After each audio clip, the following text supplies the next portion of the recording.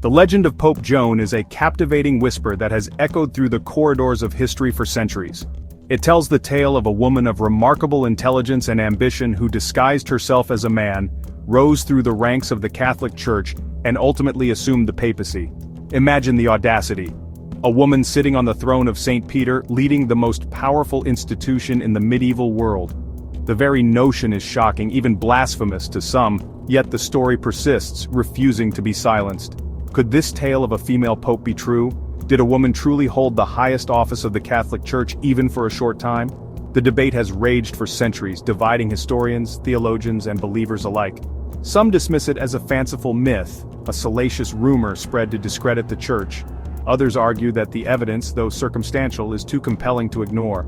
Whether Joan truly existed or not, her story has captivated the imaginations of countless individuals.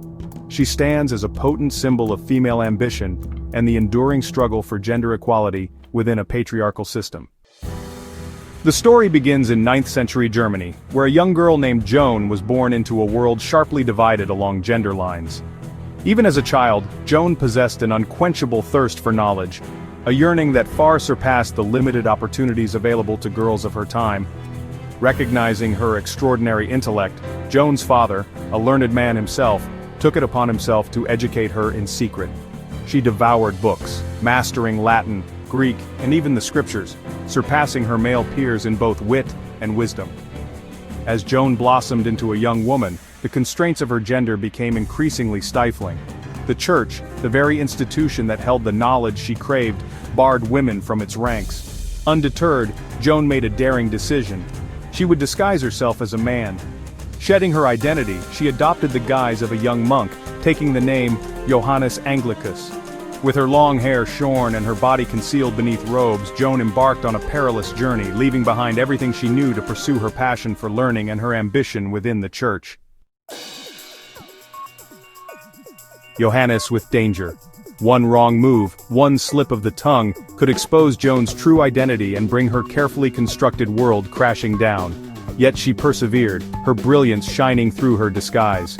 She impressed the monks at the monastery with her piety and knowledge. Quickly she rose through the ranks, becoming a respected scholar, a trusted advisor, and eventually, a cardinal.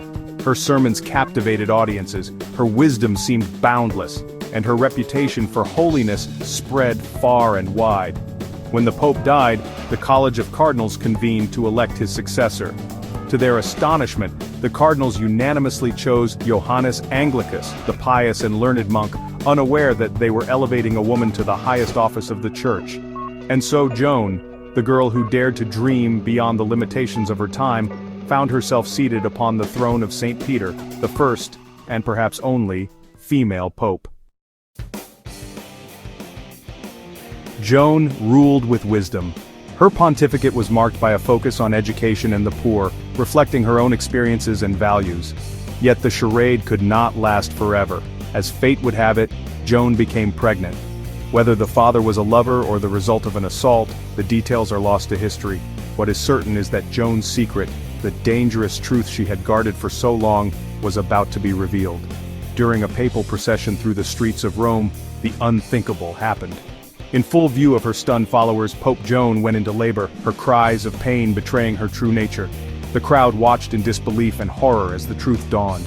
Their Pope, the Holy Father, the Vicar of Christ, was a woman. The shock quickly gave way to outrage and fury. The revelation of Joan the Church, the institution she had so cleverly infiltrated, reacted with swift and brutal condemnation. Some accounts claim that Joan was stoned to death in the streets by the enraged mob. Others suggest she was imprisoned or exiled, her fate shrouded in mystery. What is undeniable is the Church's concerted effort to erase her from history.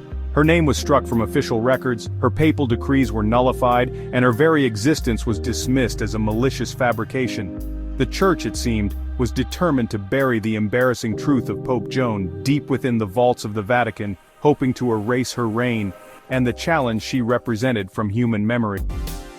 Despite the Church's attempts at suppression, the legend of Pope Joan persisted, whispered in hushed tones, passed down through generations and recorded in unofficial chronicles. Over the centuries, historians and scholars have grappled with the story, debating its authenticity and searching for concrete evidence to support or debunk it. Those who dismiss Joan's existence point to the lack of contemporary sources, and the inconsistencies in the various accounts of her life. They argue that the story first appeared centuries after the supposed events, and that it was likely fabricated by the Church's enemies to discredit the papacy. However, proponents of Joan's existence point to intriguing clues. They highlight the existence of medieval artworks and manuscripts that seem to depict a female pope. They also note the curious papal ritual of using a special chair to verify the pope's gender, a practice that, some argue, was instituted after the Joan episode. The truth, as is often the case, likely lies somewhere between these two extremes. The passage of time, combined with the Church's active suppression of her story, makes it difficult to separate fact from fiction definitively.